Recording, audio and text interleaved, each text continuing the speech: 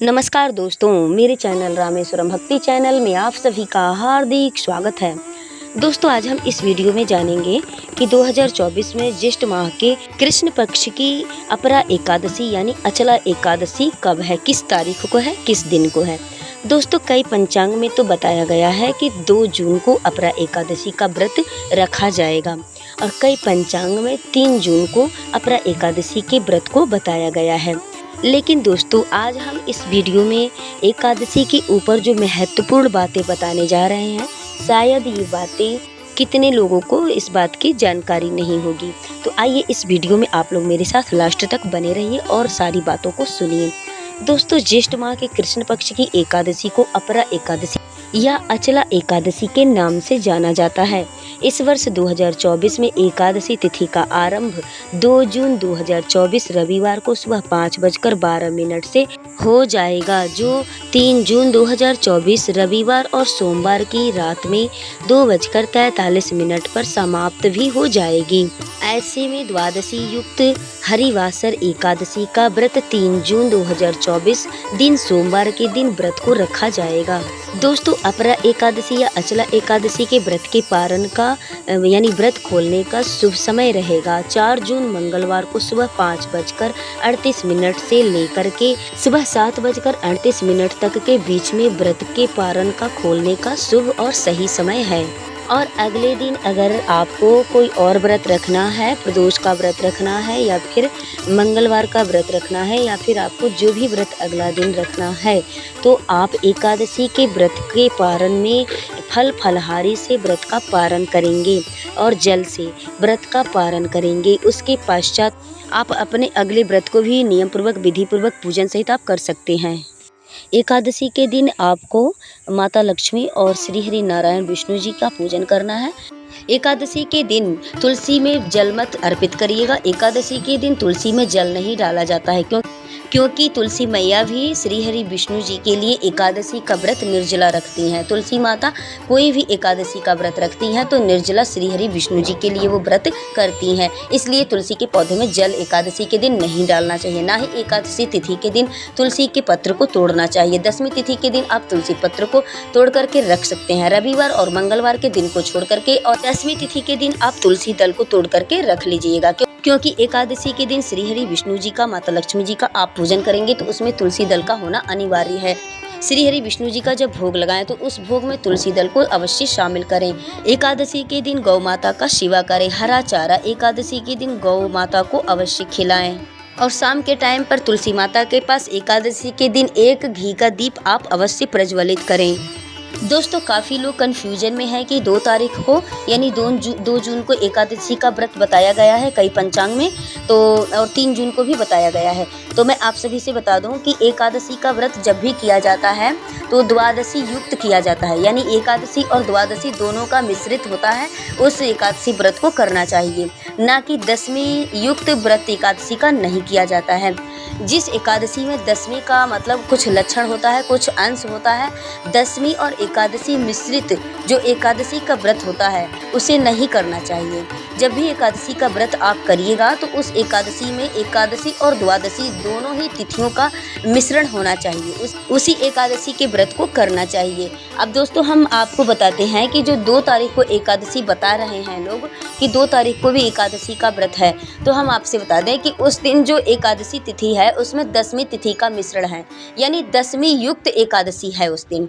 और जो 3 जून को जो रखा जाएगा एकादशी का व्रत, सोमवार दिन है उस दिन, तो उस दिन जो है कि द्वादशी और एकादशी मतलब एकादशी द्वादशी युक्त एकादशी का व्रत है उस दिन। और जो पारण आप करेंगे वो त्रयोदशी तिथि में आपका पारण होगा।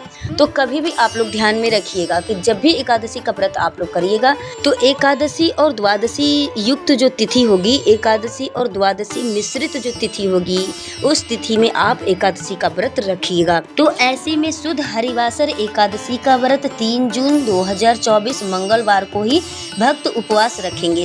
दोस्तों, पुराणों में लिखा हुआ है कि 10वीं युक्त एकादशी का व्रत करने से धन और पुत्र का विनाश होता है। एकादशी एकादशी व्रत को लेकर के एक पद्म पुराण में प्रसंग है कि जब भगवान दोस्तों एकादशी व्रत को लेकर के पद्म पुराण में एक प्रसंग है कि जब भगवान बाराह और हिरण्याक्ष का युद्ध चल रहा था, तब भगवान नारायण यानी भगवान श्री हरि के ने उसे मारने के लिए बारंबार प्रयास किया। बारंबार प्रयास करने पर भी हिरण्याक्ष का वध नहीं कर पाए। तब भगवान ब्रह्मा जी ने विष्णु जी से पूछा कि हे प्रभु, असुर तो आपकी दृष्टि मात्र से ही मृत्यु को प्राप्त हो जाते हैं, लेकिन ऐसा क्यों नहीं हो पा रहा है? इसका वध आप क्यों नहीं कर पा रहे हैं? तब भगवान श्री हरि बोले, हे ब्रह्मा जी, शुक्राचार्य जी की माया से मोहित होने से कुछ ब्राह्मण दशमी युक्त एकादशी का व्रत कर रहे हैं, क्योंकि दशमी के दिन ही दैत्यों की उत्पत्ति हुई थी और एकादशी के दिन एकादशी तिथि पर देवताओं की उत्पत्ति हुई थी। इसलिए दशमी तिथि युक्त एकादशी का व्रत करने से दैत्यों का बल बढ़ जाता है, नहीं करना चाहिए। जो मनुष्य दशमी युक्त एकादशी का व्रत करता है, उस मनुष्य के अंदर असुरी शक्ति बढ़ जाती है। जब माता सीता जी को लक्ष्मण जी वाल्मीकि जी के आश्रम में छोड़कर आए थे, तब माता सीता जी ने वाल्मीकि ऋषि जी से पूछा, उनसे प्रश्न किया कि हे ऋषिवर, हे मुनिवर, मैंने अपने जीवन काल में कोई पाप नहीं किया है, कभी कोई गलत काम नहीं किया है और मैं सदैव पतिव्रता रही, पति की सदैव सेवा करती रही, मैं पति के चरणों में सेवा में निरंतर लीन रही, तब भी मेरे जीवन में इतने कष्ट क्यों आए? ऋषि वाल्मीकि जी ने माता सीता को उत्तर देते हुए कहा। तब वाल्मीकि ऋषि जी ने उत्तर देते हुए माता सीता जी से कहा कि आपने पूर्व जन्म में दशमी युक्त एकादशी का व्रत किया था। आपने पूर्व जन्म में दशमी युक्त एकादशी यानी दशमी और एकादशी दोनों तिथि का मिश्रण था, उसी तिथि पर आपने एकादशी का व्रत किया था। उसी दिन पूजन अर्चना करके व्रत के नियम का पालन किया था, उससे आपके पाप में वृद्धि हो गई है। उसी से आपके पाप में बढ़ोतरी होने के कारण उसी का परिणाम आपको प्राप्त हुआ है। इसी की वजह से आपको कष्टों को झेलना पड़ रहा है। तो दोस्तों, आप सभी से अनुग्रह है मेरा कि आप सभी लोग जब भी एकादशी का व्रत करिएगा तो उस एकादशी को अच्छे से देख करके समझ करके कि इस तिथि में कहीं दशमी तिथि का मिश्रण तो नहीं है। एकादशी तिथि का व्रत आप करिएगा तो वह एकादशी में आपका एकादशी और द्वादशी दोनों तिथियों का मिश्रण होना चाहिए। द्वादशी युक्त एकादशी का व्रत करना उत्तम बताया गया है और त्रयोदशी तिथि में पारण करना सर्वश्रेष्ठ बताया गया है।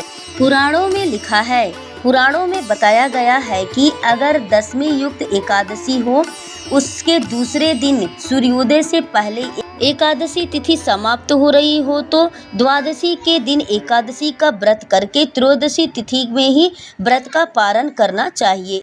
इसलिए हमेशा द्वादशी युक्त शुद्ध हरिवासर एकादशी के व्रत को ही धारण करना चाहिए। कभी भी दशमी एकादशी का व्रत भूल कर भी नहीं करना चाहिए। जिस तिथि में दशमी तिथि और एकादशी तिथि दोनों मिश्रण हो, उस तिथि को व्रत नहीं करना चाहिए। दोस्तों, मैं उम्मीद करती हूँ कि आप सभी को मेरे द्वारा बताए हुए एकादशी पे ये सभी नियम आपको पसंद आए होंगे। तो आप चैनल को मेरे अवश्य सब्सक्राइब कर लीजिएगा, लाइक कर लीजिएगा और बेल आइकन की घंटी को अवश्य ही प्रेस कर लीजिएगा ताकि अगली वीडियो हमारी आप तक आसानी से पहुँच सके। दोस्तों, वीडियो में लास्ट तक बने रहने के लिए आप सभी को मेरे तरफ से बहुत बहुत धन्यवाद।